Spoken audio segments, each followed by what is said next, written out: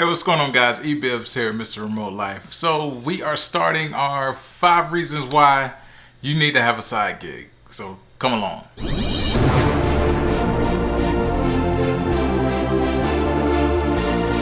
Hey, what's going on, guys? eBibs here, Mr. Remote Life. As promised, we are starting our 5 reasons why you need to have a side gig. And reason number 1, we're going to jump right into it, is retirement. So I don't know if you guys have a 401k plan or not. If so, I hope that you are investing in it. But studies have shown that half of Americans are not investing in their 401k. This is just one vehicle that you can have for your retirement. The other one is actually having a side gig, especially if you have not taken the time to contribute to your 401k plan. If you have one offered to you by your employer, but if not, you still are left without an excuse, because there is such a thing called a Roth IRA that you can start on your own terms and then on your own time with your own contributions. But just sticking to the subject, what we do have is studies have shown that by next year, 2020, 40% of the American workforce will have some type of side gig, which means that 40% of American workers will have some type of side job where they bring in extra income into their homes just to make ends meet or to make financial engagements such as saving for retirement.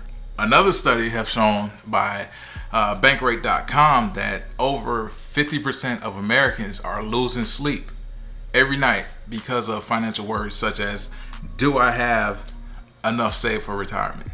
This is actually calls it a stress-induced insomnia, and it says that over 56% of Americans have said that they lose some type of sleep worrying and tossing and turning every night, worrying about if they are going to have enough money to make ends meet. This is an epidemic that is constantly growing in our society these days, but you don't hear a lot of people talking about it, but this is an actual thing. I don't know if this affects you, but the study shows that Generation X, all of those from the ages of 39 to 54, make up 64% of those that are losing sleep at night. And Generation Z, the millennials such as us, ages 23 to 38, they're also make up 58%. And leading on to 54% of baby boomers, 55 to 73, are affected as well. So this is a broad spectrum of individuals that are affected by this insomnia and this stress-induced insomnia. The way we can combat that is side gig. But you need to have 2 takeaways coming from this. I am not a financial advisor. I don't claim to be one, so I can't give you direct financial advice. But I can tell you that you need to seek one out that's very good and do some type of financial assessment on your fiscal picture. You need to know what your money is doing for you, and if you are not contributing to your retirement, start doing so. And if you don't have enough to make ends meet now, a side gig would help you out. So what you do with that side gig is you bring the money in, you don't spend it, you actually save it. You put some away in your nest egg, then you put some away in your retirement, and then if you are behind on your bills, you use the rest of that to combat some of your debt. The second thing you need to do in order to get that side gig is you need to assess your skill sets. If you do not know what your skill sets are, that's what the assessment is supposed to be. So if you have things in your hand that can make you money, you have a good set of skill sets. If you don't know anything or have anything or think of anything, it's time to make that assessment and figure out what you like to do and where you can go as far as to get some new skill sets. I actually have written a book called Remote Success that basically allows you to construct your day to get things done. So if you need to develop new skill sets, so if you need to learn more about self-discovery and things like that, it'll show you how to do that. And it's a quick start guide. It's an easy read.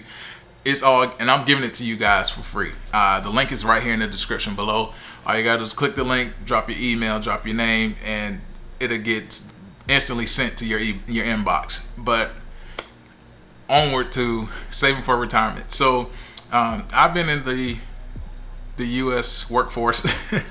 That's so weird to say, but I've been in the in corporate America structure for the last 13 years. So I started when I was in my 20s, late 20s, and I started as soon as they allowed me to contribute to my 401k. I started throwing money in there. And one thing that I did to really get my 401k to high six figures where it is now is I started contributing 10%. So if you can do that, do that. So what it is I know at my company they match 6%. So, and they start day one.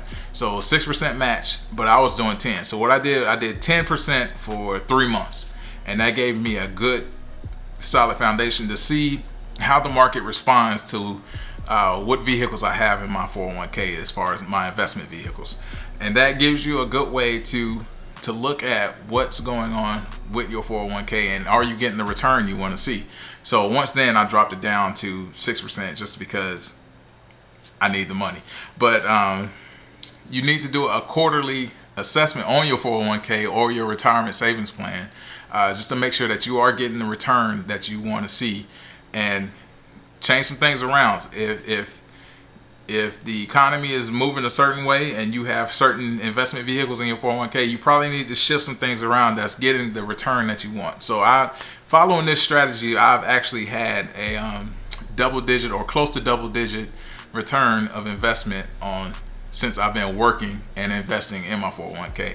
And that's a real quick 0 to 6 strategy that I'm just gonna drop on you right there, and you can use that because that's what I did. And I'm not saying that it just works because I've done it over the last 13 years.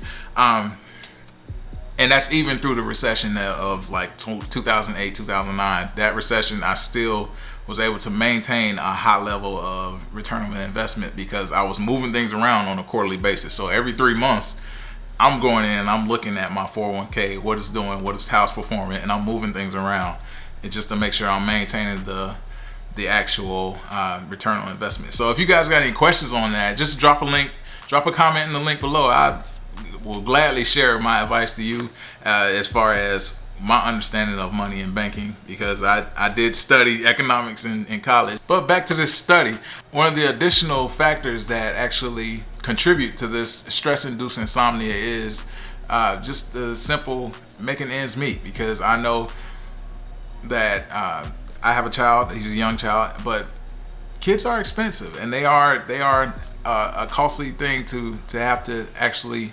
finance and maintain. But it can be done with the right strategy. So figure out what your strategy is going to be, implement that strategy and follow it to a T until you start seeing the positive things that you want to see done. And from there, a side gig will help you.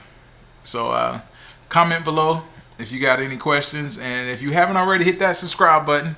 And until next time, that concludes today's vlog, and we will follow up with part 2. And I'm gonna go ahead and tell you, we're talking about inflation, and that's how far your dollar is going, and you're gonna like it. So until next time, it's Mr. Remote Life, and we're getting things done, and we're out of here. Peace.